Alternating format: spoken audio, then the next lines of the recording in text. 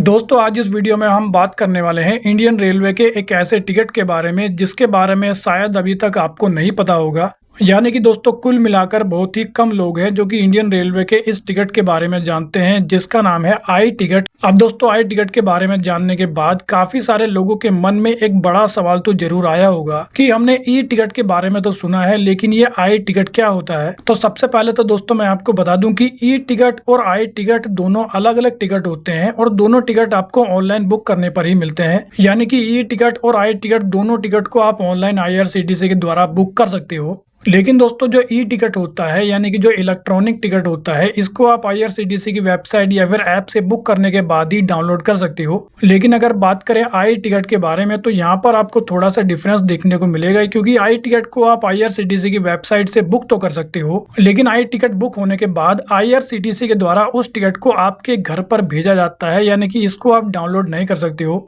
Basically IRCTC के द्वारा आई ticket को यात्री के द्वारा दिए गए एड्रेस पर कुरियर कर दिया जाता है। लेकिन जैसा कि दोस्तों हम जानते हैं कि जब IRCTC के द्वारा आई टिकट को कुरियर किया जाता है तो उसको एड्रेस पर पहुंचने में कुछ दिनों का समय लग सकता है, जैसे कि 2 दिनों का समय लग सकता है। इसी कारण दोस्तों जो आई टिकट होता है वो यात्रा के दिन से 2 से लेकर 3 दिन पहले बुक किया जाता है। और इसके अलावा दोस्तों जो आई टिकट IRCTC के द्वारा यात्रियों के एड्रेस पर भेजा जाता है वो पेपर वाला टिकट होता है, जैसा कि आपको काउंटर से मिलता है। जबकि जो ई टिकट होता है जो कि ज्यादातर यात्रियों के द्वारा बुक किया जाता है उसको आप डाउनलोड कर सकते हो IRCTC की वेबसाइट से या फिर उसको ईमेल करके भी भेज दिया जाता है। इसी कारण जो आई टिकट होता है उसको बुक करने के बाद आपके एड्रेस पर आने में समय लग जाता है, जबकि ई टिकट तुरंत मिल जाता है। इसी कारण आई टिकट को बुक करने के बाद यात्री के एड्रेस पर पहुंचने में थोड़ा समय लग जाता है, जबकि ई टिकट यात्रियों को बुक करने के बाद तुरंत मिल जाता है। लेकिन अब अगर बात करें कि आई टिकट का किराया कितना होता है तो जैसा कि दोस्तों मैंने आपको वीडियो के स्टार्टिंग में बताया था कि आई टिकट और ई टिकट दोनों को ऑनलाइन बुक किया जाता है। इसी कारण दोस्तों आई टिकट और ई टिकट का जो बेस किराया होता है वो बराबर होता है। लेकिन जैसा कि हम जानते हैं कि जो आई टिकट होता है उसको यात्रियों के एड्रेस पर डिलीवर किया जाता है। इसी कारण आई टिकट में बेस फेयर के साथ डिलीवरी चार्ज जुड़ जाते हैं। इसके कारण आई टिकट थोड़ा सा महंगा पड़ सकता है। लेकिन अब अगर बात करें कि आई टिकट को कैंसिल कैसे किया जाता है तो मैं आपको जानकारी के लिए बता दूं कि आई टिकट को बुक करने के लिए आप ऑनलाइन तरीके का इस्तेमाल तो कर सकते हो, लेकिन आई टिकट को आप ऑनलाइन कैंसिल नहीं कर सकते हो। इसी कारण आई टिकट को कैंसिल करने के लिए आपको रेलवे स्टेशन के काउंटर पर जाना होगा और वहीं पर आपकी जो टिकट है वो कैंसिल हो सकती है।